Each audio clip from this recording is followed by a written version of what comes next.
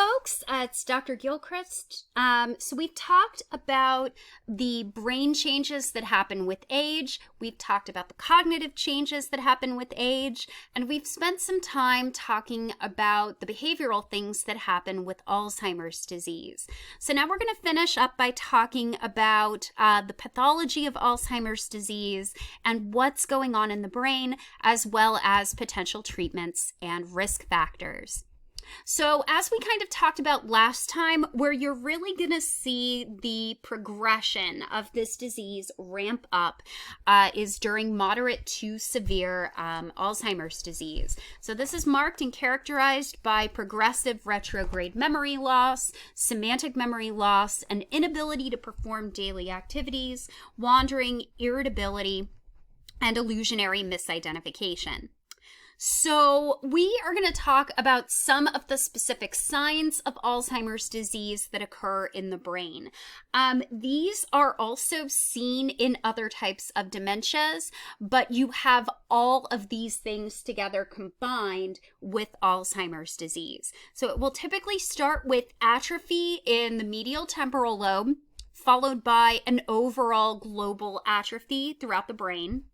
Additionally, we are going to see the development of amyloid plaques. These are deposits and little areas of beta amyloid protein that are basically hanging out outside of the neurons. So it's an extraneuronal deposit of this beta amyloid protein. So how do these clumps supposedly form? How do these clumps, what we sometimes call a plaque, develop? Well, part of what we know is that there is a protein called an amyloid precursor protein that you can actually see here. So we have this amyloid precursor protein. There's an enzyme called beta secretase.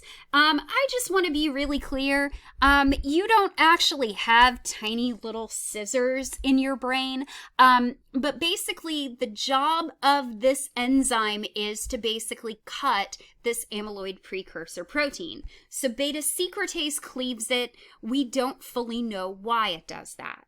And generally, if it happens incorrectly, what we tend to see is this buildup of beta amyloid protein outside of the neurons, and it basically starts to aggregate and clump up.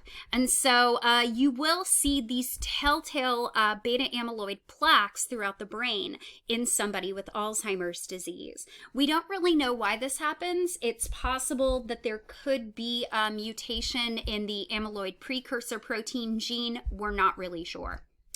One of the other big telltale signs of Alzheimer's disease in a brain, so we have those beta amyloid plaques. We will also have what are called neurofibrillary tangles. So what this basically is, inside of the neuron itself, there will be these deposits of tau protein, which is cytoskeletal in structure.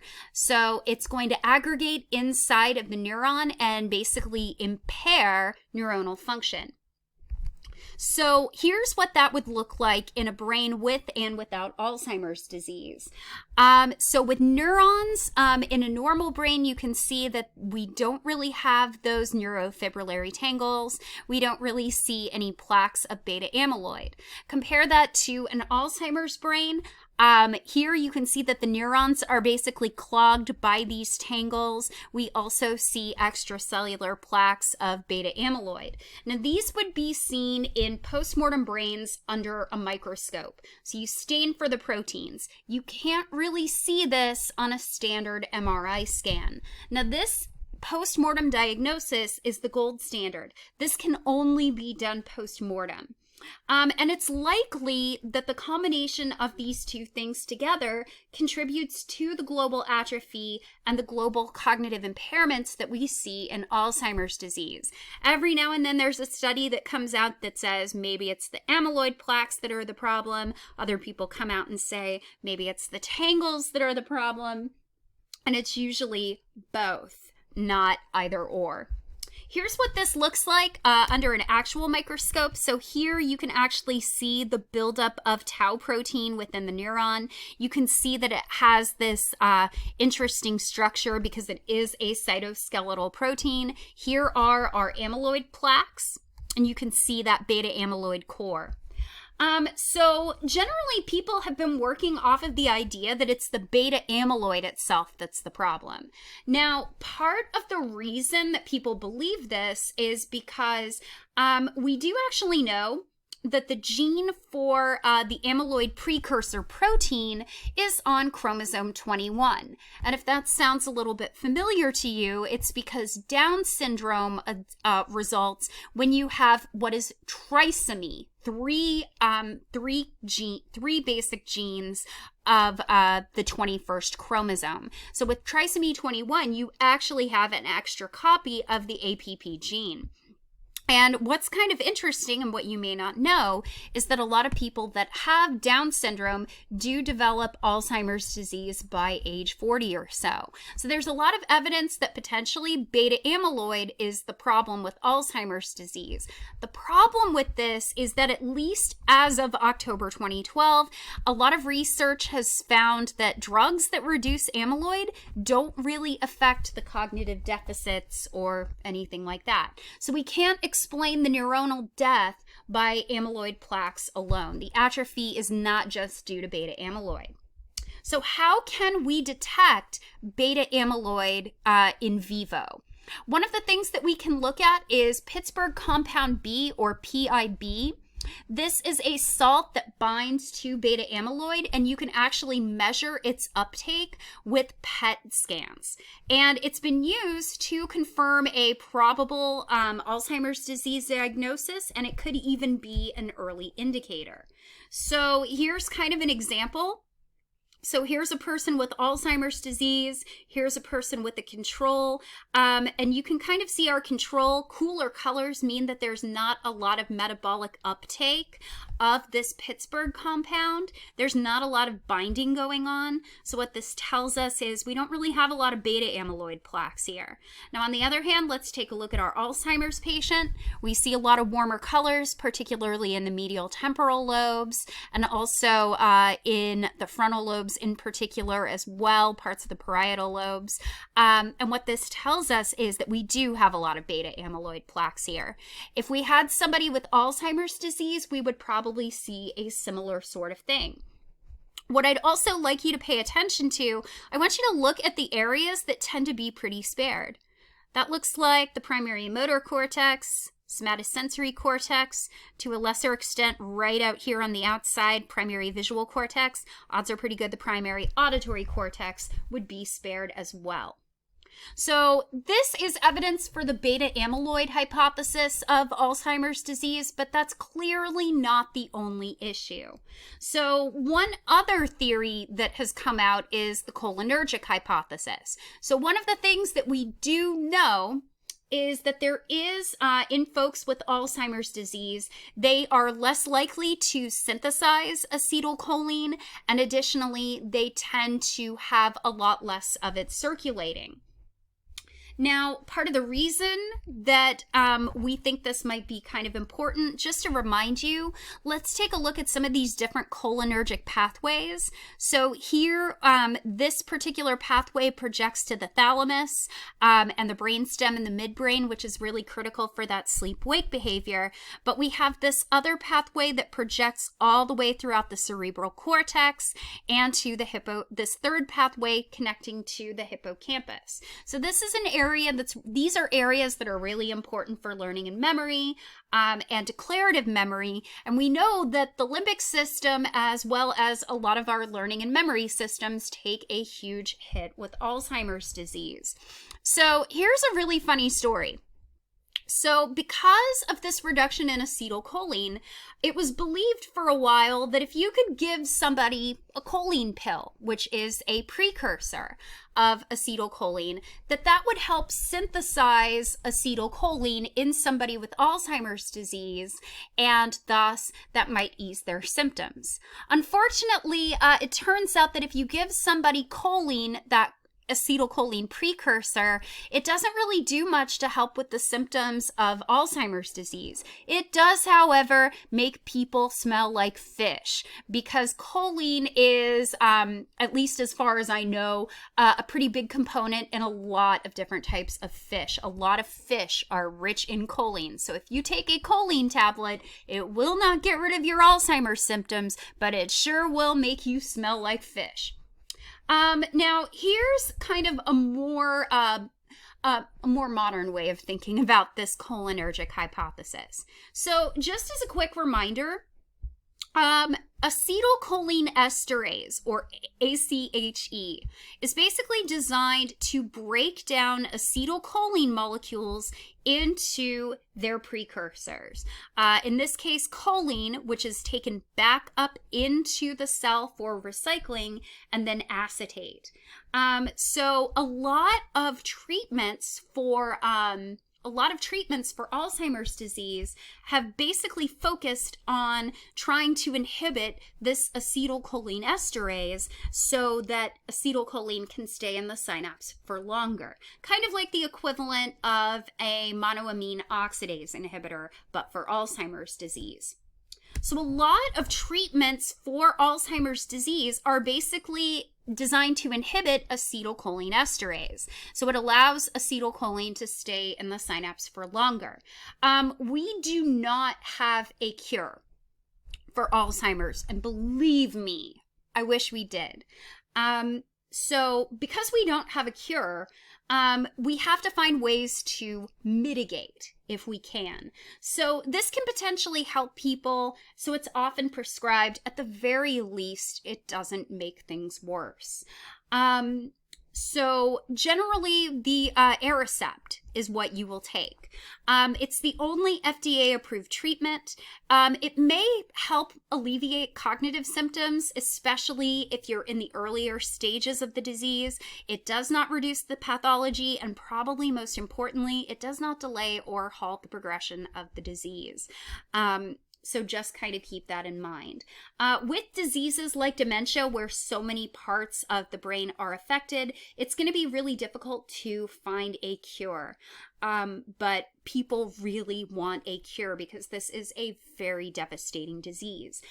Side effects that you might experience if you take Aricept are basically due to too much acetylcholine in your system. So that'll include things like muscle cramps, insomnia, things like headaches, because it binds to nicotinic receptors and causes muscle contractions. And remember that acetylcholine is the primary parasympathetic nervous system neurotransmitter, so you might experience things like nausea or vomiting. So now we don't have a cure. The treatments, admittedly, not great. So what can we do? What can we do to potentially reduce our risk? And here's where it again gets a little iffy. There is no clear single risk factor for Alzheimer's disease. There are only correlational relationships. There is, as of yet, no single factor that strongly predicts whether or not you will develop Alzheimer's disease. Having said that, though, age is the most important risk factor. It is number one.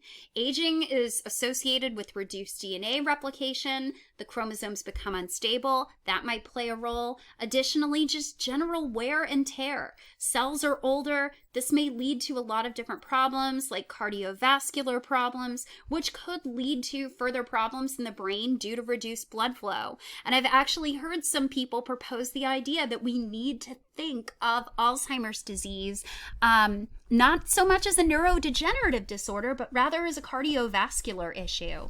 And part of the reason for that is there is some data out there suggesting that people with higher cholesterol are more likely to develop Alzheimer's disease. So with this, so we have this increase in age. Our population is by and large getting older. We are living longer, and that means that we're going to see more people with Alzheimer's disease, not only in the United States, but worldwide. The risk will increase as one gets older. So what are some of the different risk factors? Now remember, any one of these on its own is not going to be sufficient enough to basically create Alzheimer's disease. So we've got that APOE gene that I mentioned, and that gene metabolizes and breaks down beta amyloid. As I've mentioned, it's found in 3 different forms. So there's the E2 variant. The E2 variant reduces your risk of Alzheimer's disease, but it is associated with an increased risk of vascular disease.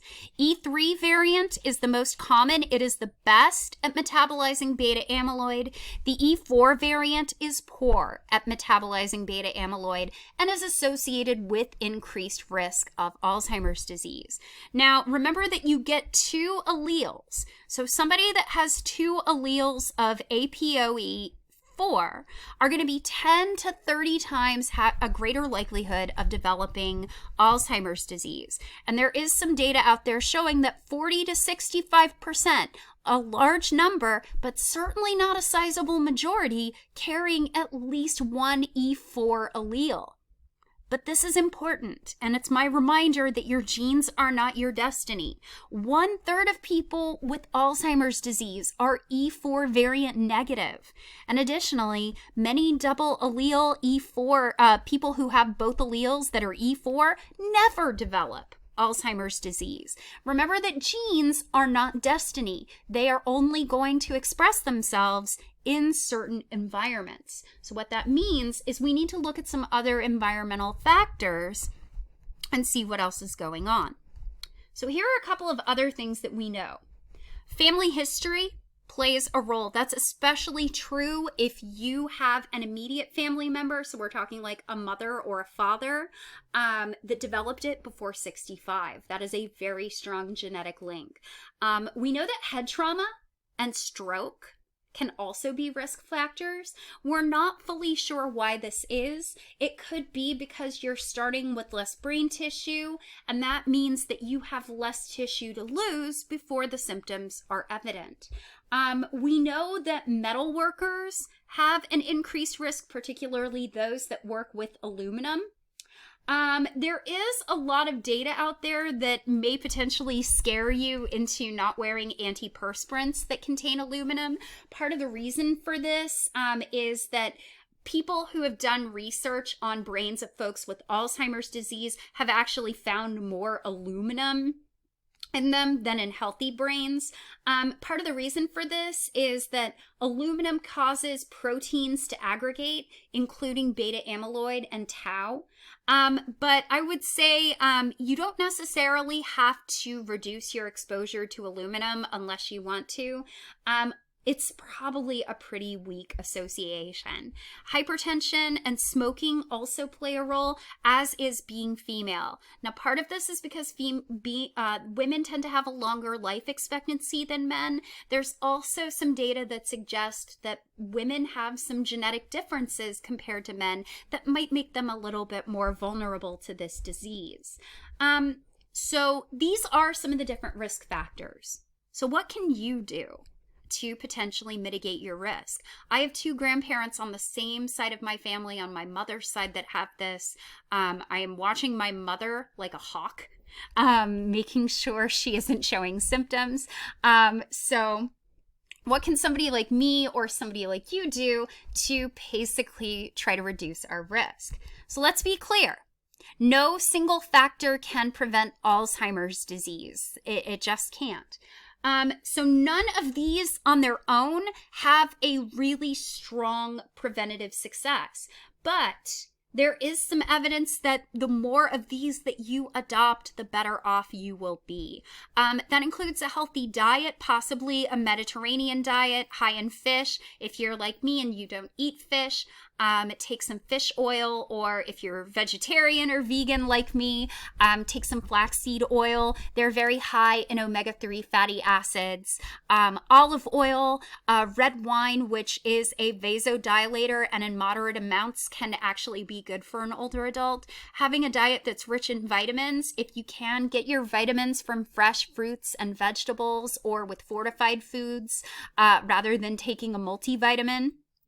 Getting education And cognitive and physical activity all really seem to play a role. So take care of your bodies, take care of your brains, do the best you can, and hopefully as time goes on, we will learn more and more ways to potentially reduce our risk. So that's all I have for you this week. Next week, we will talk about the different types of dementia, and we will review for your final. The end is in sight. I know you can't wait. I can't wait either. Take care, and I'll see you next week.